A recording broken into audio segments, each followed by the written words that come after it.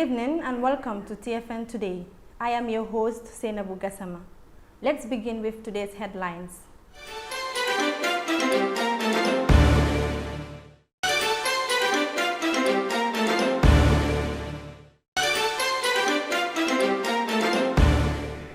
For our main news and discussion, National Assembly member Mod Lamin BBA will join us to talk about local opportunities aiming to incentivize the youth to stay at home and work.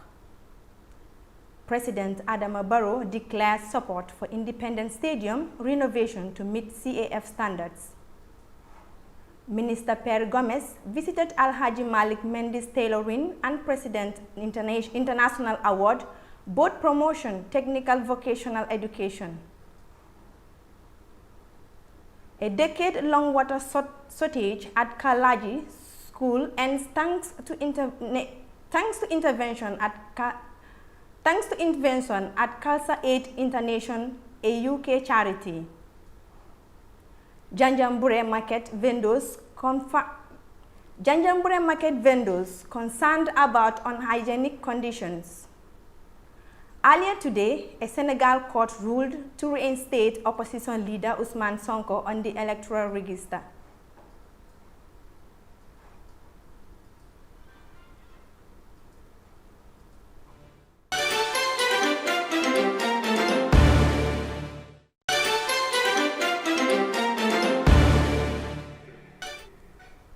Now the news in detail. The term backway, often referring to irregular migration by sea, is commonly chosen by Gambian youth seeking economic opportunities in Europe. Economic factors such as high unemployment, poverty, and limited job prospects drive many Africans, including Gambians, to seek better opportunities abroad. Gambian politicians often challenge the notion that the Gambia lacks opportunities. Tonight, National Assembly member Mod Lamin BBA from Banjul North will discuss local opportunities, aiming to inform and incentivize the youth to stay. During his visit to Independence Stadium, President Barrow reiterated the support and commitment of his government towards the renovation of the stadium to meet the requirements of CAF, the Confederation of African Football. President Barrow mentioned that the renovation was not initially included in the government budget. However, an executive decision was made to ensure that it takes place. President Barrow said playing offers significant advantages for our players and fans. He also emphasized the financial benefits of being able to sell tickets as a revenue source. Let me come and see for myself. I think a great job has been done. It's a big achievement as far as our government is concerned, because this was not part of our budget. It was an emergency, and it's an emergency that we have to deal with. So we took an executive decision to make sure we refurbish the stadium and bring it to the standard of CAF. And obviously, we all want to play at home. You know, playing at home is a big advantage. You know, for the fans, even for the tickets, you know, entrance ticket, I think we need the money because football is expensive. To maintain it and sustain it, we need income. I think this stadium will bring a lot of income for us. It's a shame to all of us that we are given a stadium on a grant and we cannot maintain it. I think that is really unfortunate. And I think the best way to develop this country, we have to have a plan of sustainability. To came and make some inspection and observations, we still need more money. You know, but I've just discussed with the finance minister before coming here that this is a matter that we have to deal with. And I told him this, and I think we have agreed that we will make so our emergency funds, we will use the funds to make so we do all the works that are necessary so that our stadium will be passed and we will start playing at home. Home match is a big advantage. Home match is important for our fans. And myself personally, I'm the big fan of our team, that's Scorpion. So we're looking forward to playing at home.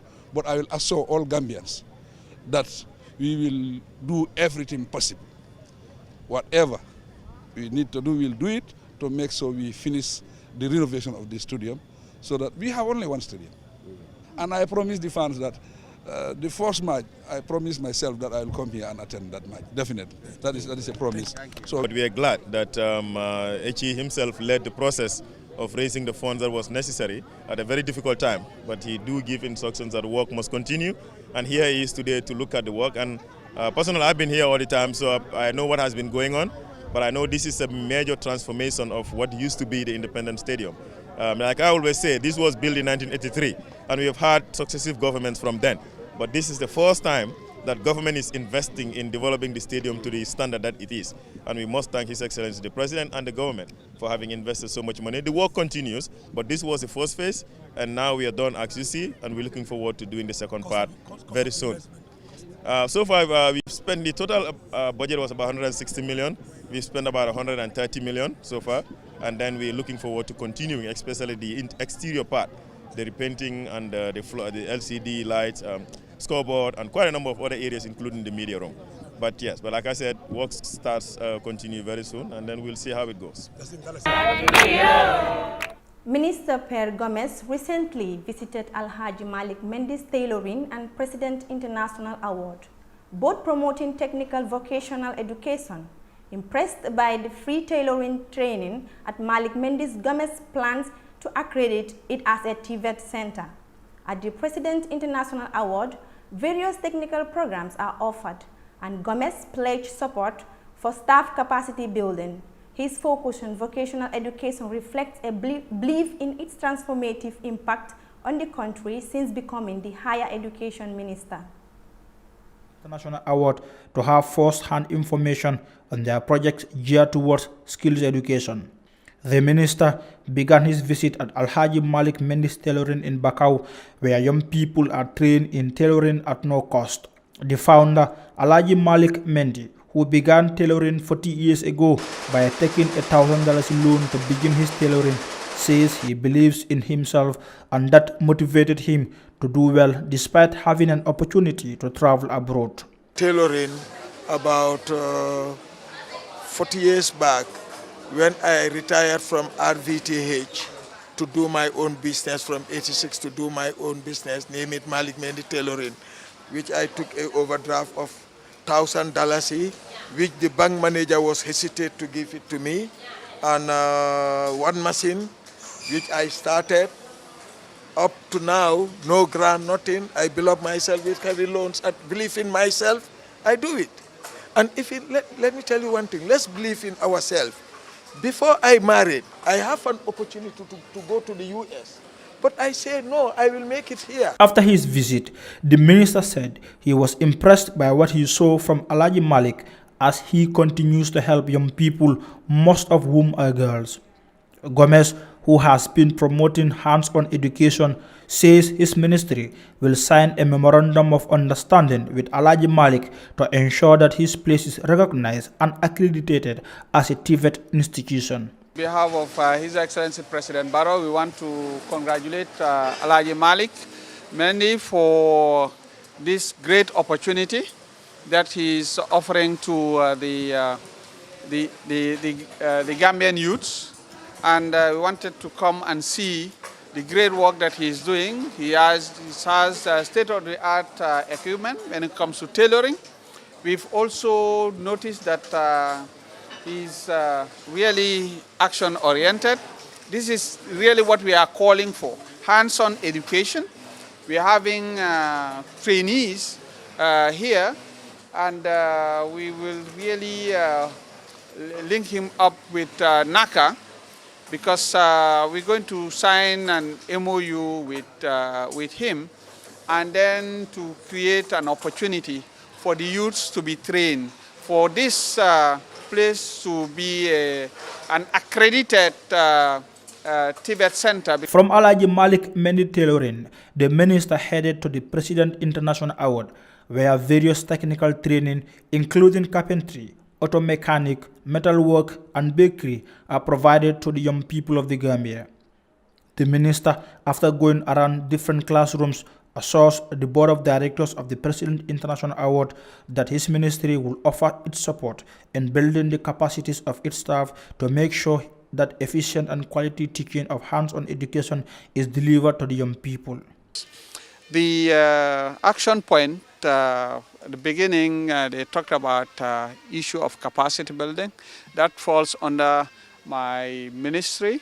Human capital is under the domain of the Ministry of Higher Education, Research, Science and Technology. So we will see how best we can support with the little resources that we have. So our budget for 2024 is not favorable at all. So we said it because it's not that much. It's 0.8% of the total national budget. But we will, the little we have, we will see how to share with everybody, because we're here for the Gambia. And therefore, we'll also use our bilaterals to see how we can get support for training. After his appointment as the country's higher education minister, Prof. Gomez has been putting a significant focus on vocation and skills education with a firm conviction that functional or skills education will massively transform the country. For the Fatu Network, I am Mod Lamin Minister of Khalsa Aid International, a UK charity, resolved a decade-long water shortage at Kalagi School, eliminating the need for students to fetch water outside. The principal thanked the organization for improving hygiene, school toilets, and restarting gardening activities. The community and school plan to utilize the newfound water supply for sustainable development. Khalsa Aid continues its mission to address water shortages in rural Gambia. Dauda Balde will take us through it.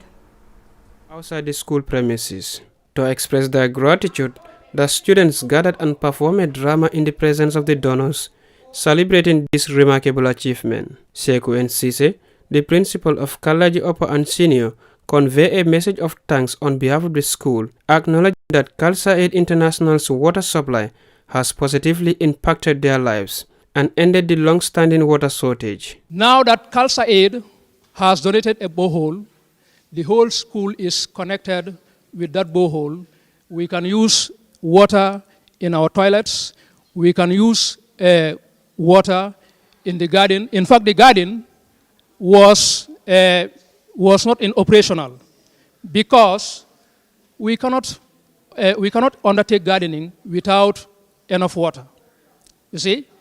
So it was in suspension until when Khalsa Aid came to donate this borehole to us. Sise expressed deep appreciation for the support, stating that it has not only addressed the unhygienic conditions of the school toilets, but also allowed gardening activities to resume. Representatives from the organizations, including Karamvia Singh, Sirif Jiba, and Gaikomo Gabriglio, were present during the event. Sirif Jiba, a volunteer with the organization, emphasized the significance of water in our daily lives and reaffirmed the organization's commitment to transforming people's lives. There is no life, proper life, without water.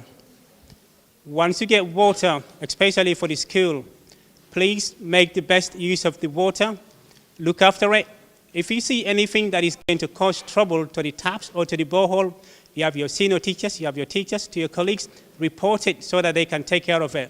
Of coming here today and seeing all the students and the effect that this one borehole has had on this entire community, especially the schools, all the projects that are going on, all the gardening and everything that's happened as a result of that.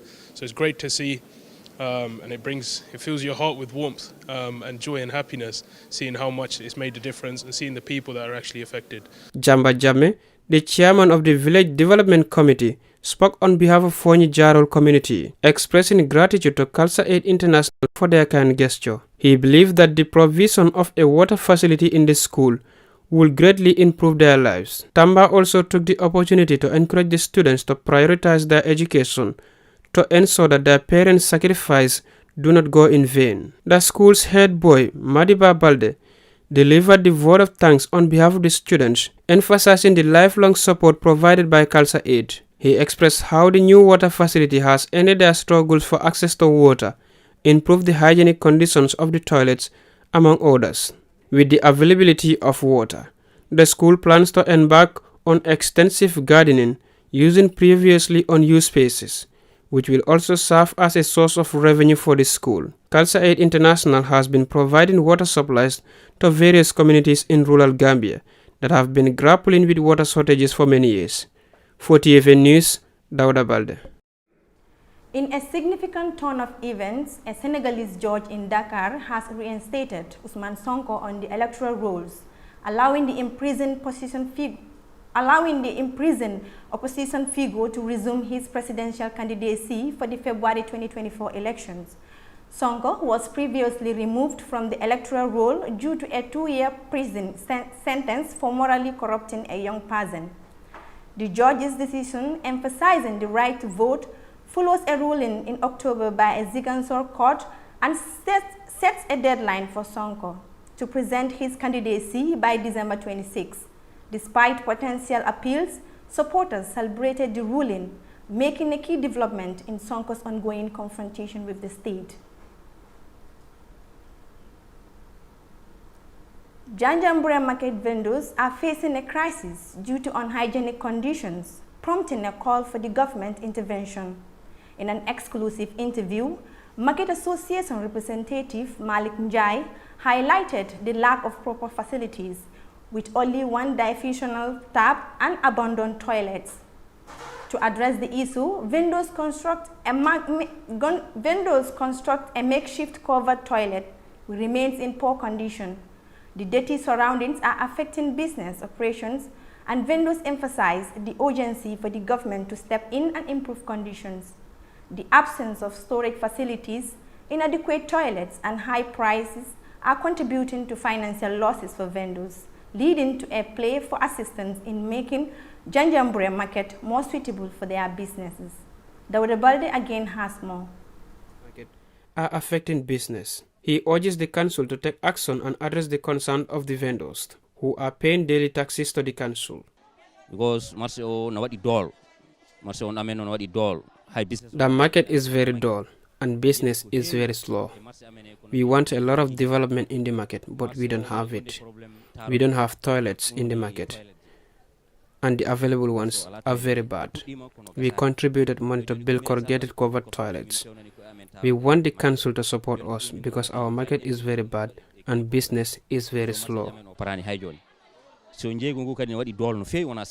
During a tour of the market, it was discovered that the market operates without proper toilet and water facilities. In response, the women vendors have taken matters into their own hands and constructed a makeshift covered toilet, although even that is in terrible condition. Aminata Jallo, the Market Association cashier, describes the market condition as unhygienic and expressed embarrassment in conducting business, especially when visitors are present. You cannot be clean without water, and you cannot do anything without water. Our tap is destroyed. Our toilets are also not good. For the past 3 years, each year we do contribute. Each $20 is to rehabilitate our toilets. If you see we vote, pay daily duties is because we want development in our market. If we go to Serakunda or Basse and see how good their markets are, we feel embarrassed. She pleads for support to improve the market, highlighting the financial constraints women vendors face. Kanku Kamara, another vendor at the market, explains that business has been unproductive due to various factors. One of the consequences of the poor conditions is the loss of income, resulting from the destruction of their products due to the lack of cold storage facilities. Storage facilities are a major concern. The second problem is getting vegetable is very difficult.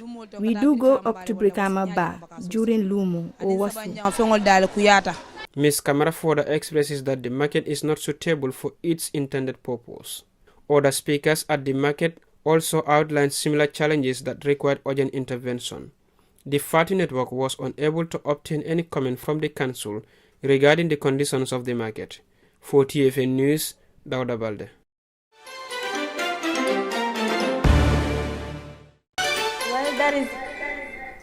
Well, that is it for our news summaries. Let's go into our main news, where we will welcome the National Assembly member from Banjul North, Mod Lamin BBA, to talk to us about local opportunities for Gambian youths to help deter them from embarking on the backway. The recap of the main news. Economic factors such as high unemployment, poverty, and limited job prospects drive many Africans, including Gambians, to seek better opportunities abroad. Gambian politicians often challenge the nation that the Gambia lacks opportunities. Tonight, National Assembly member Mod Lamin BBA from Banjul North will discuss local opportunities aiming to inform and incentivize the youths to stay. Welcome on board, Mr. Ba. Yeah, thank you, Senegal. Yeah, Honorable, as a youth activist, how can you convince the youths that there are employment opportunities in the country, not just employment opportunities, but gainful employment opportunities, that they can stay home and work? The reason why I said gainful employment opportunities is because it is not enough to say employment is here. Because we have seen so many youths have quit their jobs and travel through the backway because their jobs cannot pay their bills. So what's your take? Okay, thank you very much, Senabu. I think I will first of all seize the opportunity to say Assalamu alaikum to each and everyone watching us right now. And I am indeed honored to be on this important platform tonight to discuss about the local opportunities that young people can at least get access to as far as the country is concerned. But before going further, I will want to make something very clear.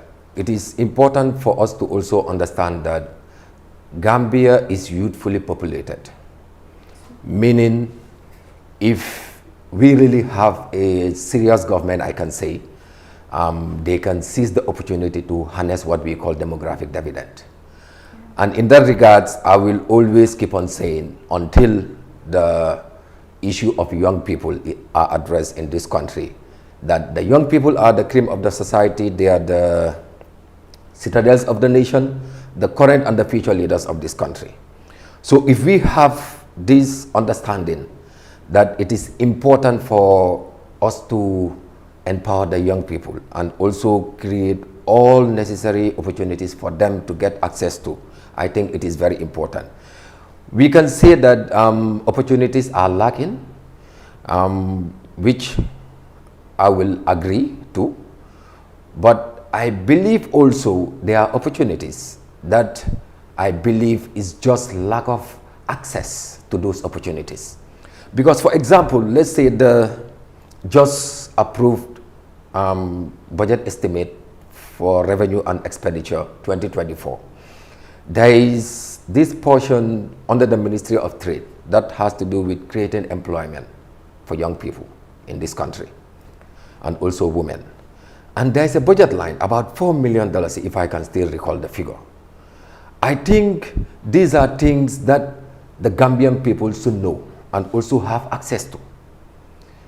And I believe if such amount is being catered for, to be allocated to create employment for the young people of this country, I believe also when it comes to the criteria and also the accessibility should be not as difficult as currently, because young people will sit down and tell you, look, to be honest, I really want to sit down in this country, I really want to stay, but unfortunately, everything that is happening, I just cannot stay and want to sustain my family with that, which is very impossible.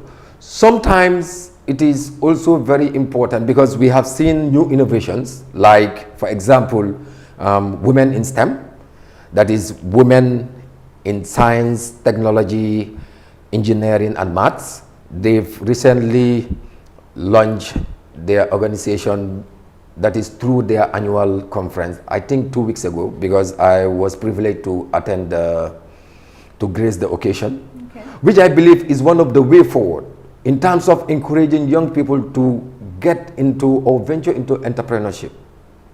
But how can they also do that when the resources are not available?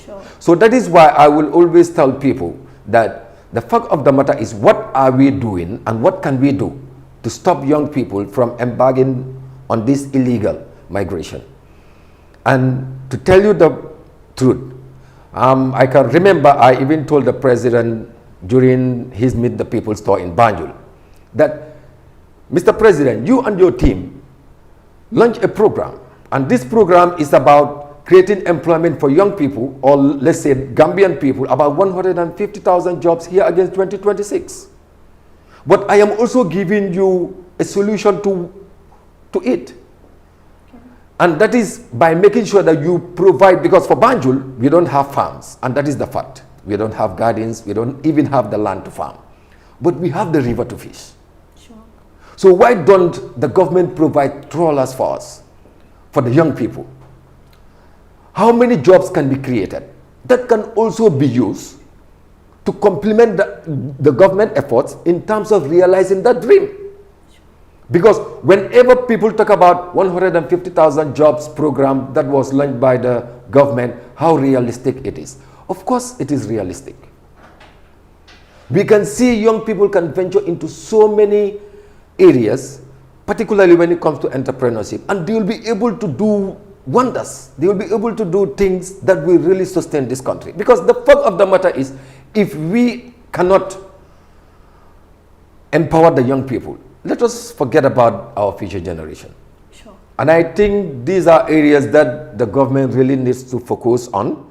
And there are other areas also that they also need to focus on. Because the fact of the matter is, we have seen so many Tibet institutions are constructed across the nation, starting from Banjul. For Banjul, we have Crab Island Tibet that was sponsored by MRC Foundation. And I would want to seize the opportunity to thank Madam Sonko for that wonderful initiative. That is the recent Crab Island Tibet, where young people are given the opportunity to learn skills, to be trained on vocational skills, which is very important. But we have also seen that things are really moving for young people that are really, or that are willing to contribute their quota as far as the development of this country is concerned. But this cannot be realized or cannot happen without the full support of government, without the full support of parliament. And that is the fact. So that is why I am always in parliament to talk about the issue of the importance of empowering the young people. Because I believe if the young people are empowered, we'll be able to harness demographic dividend in this country. And with demographic dividend is something that can move this country. We have seen countries like Rwanda. They've tried it and it worked, making good use of their youthful population. And we cannot deny the fact that Gambia is youthfully populated. So that is why, to be honest, like I said, it's important to do the needful and do it accordingly, and also to avoid the syndrome of whom you know, but to do things right and make sure that we create more and enough opportunity for the young people, because I believe they deserve it, and if they are given the opportunity, they will be able to do wonders. And I will also seize the opportunity to give one scenario. Okay. There is this young man in Banjul. He is called Babu Sar. He is the founder of Cave Empire. This young man is doing wonders in terms of transforming waste to asset without enough resources. So if government can chip in, because for example today, you see the dust, that is, if you have the charcoal, the dust that the charcoal sellers normally throw. Sure, yeah. He normally go in for that, take it home and convert it to a proper charcoal again without even any machine. And he's doing it. Okay. You see these oyster cells? He's working on it and producing toothpaste, which is very important and very good for our teeth. So these are things that we can also support. Currently also he's working on briquettes, trying by all means to take all kind of waste and put it together and produce briquettes, which is even environment friendly, which is also one of the ways of mainstreaming climate change. Because the fact of the matter is, currently we're talking about climate action. Sure. And in doing so, we must be innovative. How? And being innovative, you must also have not only the knowledge, but also the resources. So in doing so, I believe these are things that I think can be put into consideration, and we see how best we can create more opportunities for the young people of this country so that we can cope the current situation that we are going through as Gambians. Because the fact of the matter is we are losing a lot of our young people on this Mediterranean Sea, which is very unfortunate, which is also very disheartening. Because for me personally, I really don't want to discuss about it because it's something that I really, sometimes I see myself in it as a young person, as a young representative in Parliament. What are we really doing as Parliament to address such a menace that is currently happening in this country, which I believe the young people of this country don't deserve and will never deserve. Okay, you see, like, the skills are there, but the resources are minimal. So what do you think the government, what role can they play to create more opportunities for these youths? That is why I am calling upon them. There are so many creative opportunities that they can come up with. They are creative ideas. They've started though, that is building Tibet centers, which is very important, and I will seize the opportunity to compliment them on that. Sure. But the fact of the matter is you cannot also build Tibet centers just like that. You must make sure that you provide resources. For us Gambians, what I see, and I will always keep on saying this, we use spoon to move mountains. Sure. And we think this is the best way to move as a nation, which is very unfortunate. We must be realistic. And we must try by all means to change our approach, that is to apply a holistic approach in whatever we do. The world currently is all about sustainability. Whatever you put on the table, you must try by all means to make sure that it is done in a very sustainable manner. But we can see how things work in the Gambia. And I will always tease my comrades that in the Gambia, people are like, we are good starters, but very poor finishers. And that is the fact. When it comes to starting anything, we are very good in that. But at the end of the day, you will be very disappointed because the fact of the matter is we don't have any sustainability plan. We don't have any sustainability plan.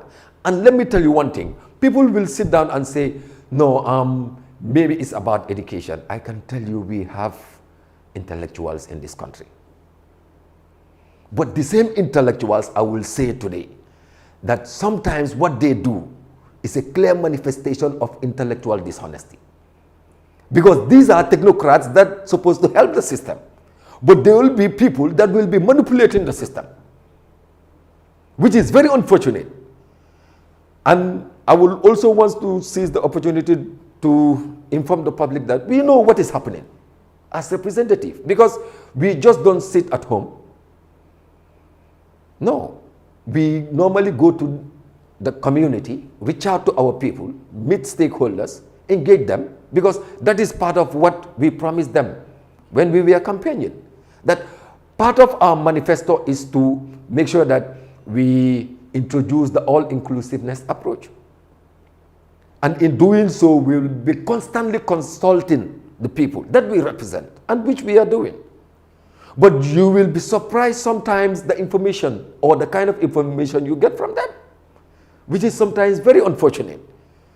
But that is why it is important for us to do the needful as Parliament. Like I always say, Parliament is the apex authority, given the mandate by the Constitution of the Republic of the Gambia, that is the 1997 Constitution, to perform oversight functions to all government institutions, including the Office of the President. So meaning we have a big task as parliamentarians in Parliament and even outside Parliament, because one of our functions is to perform oversight. And in doing so, we must go and make sure that we see what is really happening, because we are the custodian of the budget. We approve or we appropriate the budget. So we must go and follow up. That is why it is important to also put to the public that recently the Parliament we had a training on this post-legislative scrutiny, which is very important, because we have seen laws in this country whereby when it is enacted or passed in Parliament and assented to by the President, that's the end of it, sure. Which is very unfortunate. So that is why I am also advocating, because you are a journalist, that the Access to Information Act, which was enacted in 2021, should come into effect. These are ways and means of improving the country. These are even ways and means of empowering young people. Because I understand that according to the Act, there was a grace period for 2 years, which has already elapsed since August this year. Why not the implementation of this Act? Why don't the GPU and everyone I can say go to institution and seek for information as stipulated according to the law? Because it is a law. We've seen countries like Sierra Leone. It has failed. It didn't work there. Why? Do we really want the same thing to happen in this country? No. Because one of the things that we also promise our people is to make sure that we legislate in parliament and also to make good laws. And in making good laws, we cannot make laws that will be put there and go to sleep. That is very impossible, and also it will be very unfortunate. So that is why the issue of empowering and also making sure that young people are given the opportunity to sit here in the Gambia and at least develop this country together, I think is very important, and it should be government's priority. It should be government's priority. Government should prioritize the issue of empowering more young people in this country and make sure that they come up with sustainable and innovative programs. And let us not only depend on creating centers, like I said, TVET centers, giving them the knowledge only, but how can we also give them, provide them with resources, which is very important. Because of course, financial resources, because sometimes you don't even need the finance. For example, if I believe that I want to venture into mainstreaming climate change, for example, I want to recycle, the waste and produce something else. Let's say, for example, briquettes. Let them provide me with the materials. I don't even need the finance. Yeah, but pertaining to the entrepreneurship you've made mention, like most of the youths are willing to venture into business, but the lack of finance is the problem, like economic problem. That is very true.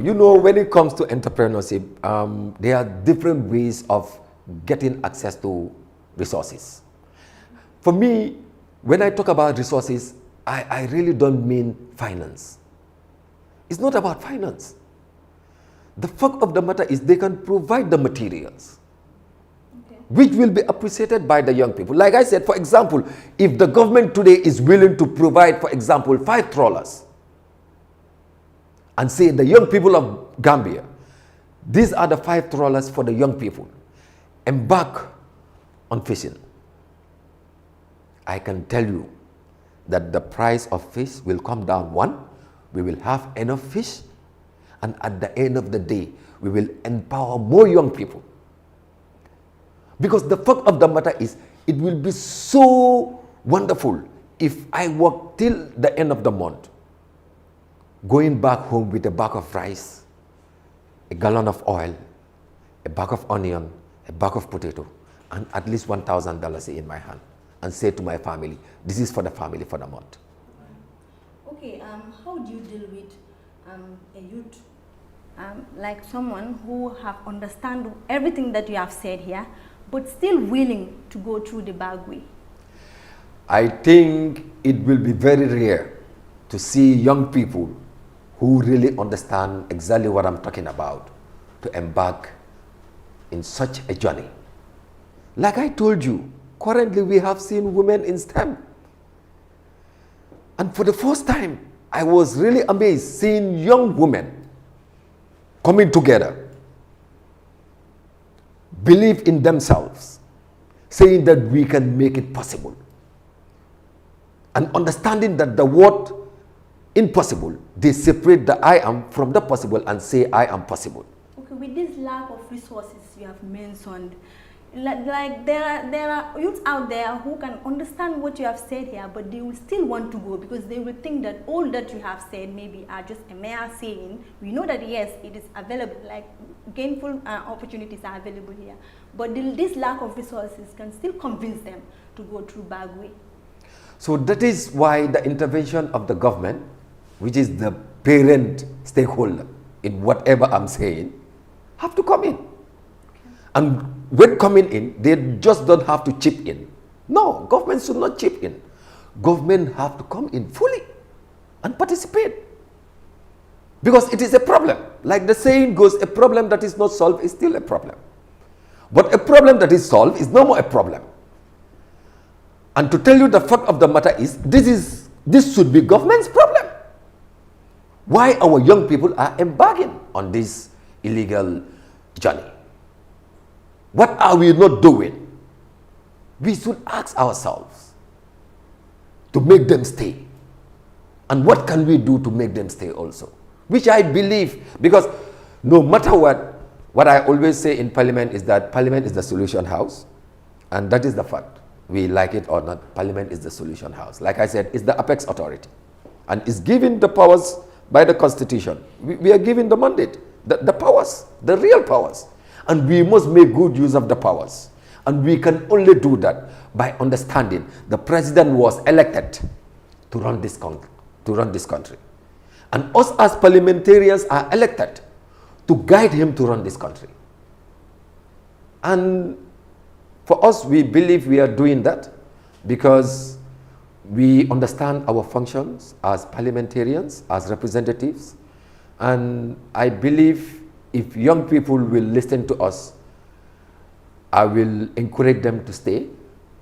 But also, in the other hand, I will also encourage government, like I said, to fully come in the picture and support the young people of this country. Okay, before we wrap up, like what advice can you give to the stakeholders per se? Like sometimes these resources you've mentioned can be given to the vulnerables, but the follow-up sometimes they lack to follow up and know whether the resources they give to the vulnerables are being delivered or not.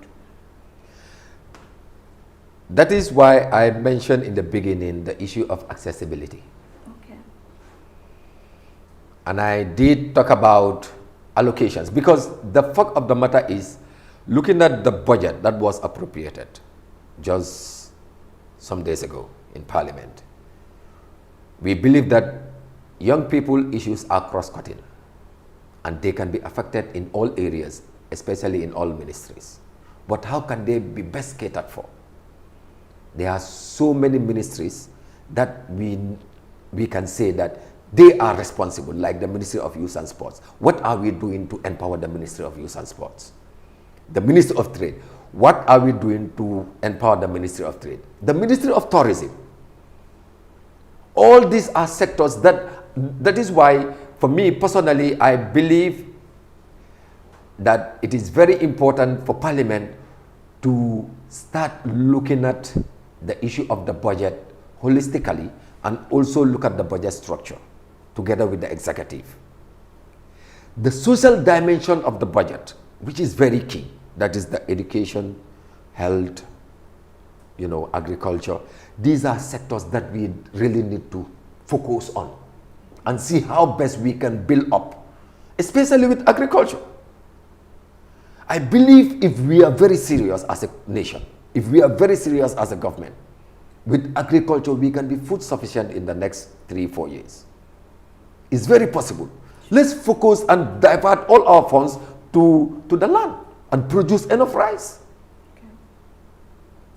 So these are things that also we need to focus on, that is the social dimension aspect of the budget, so that we can better improve the life and the livelihood of the Gambian people, especially the young people, understanding that we constitute the majority of the Gambian population. Okay, well, that brings us to the end of the program. Thank you, Mr. Ba, for your time. You're welcome, Senegal. Yeah.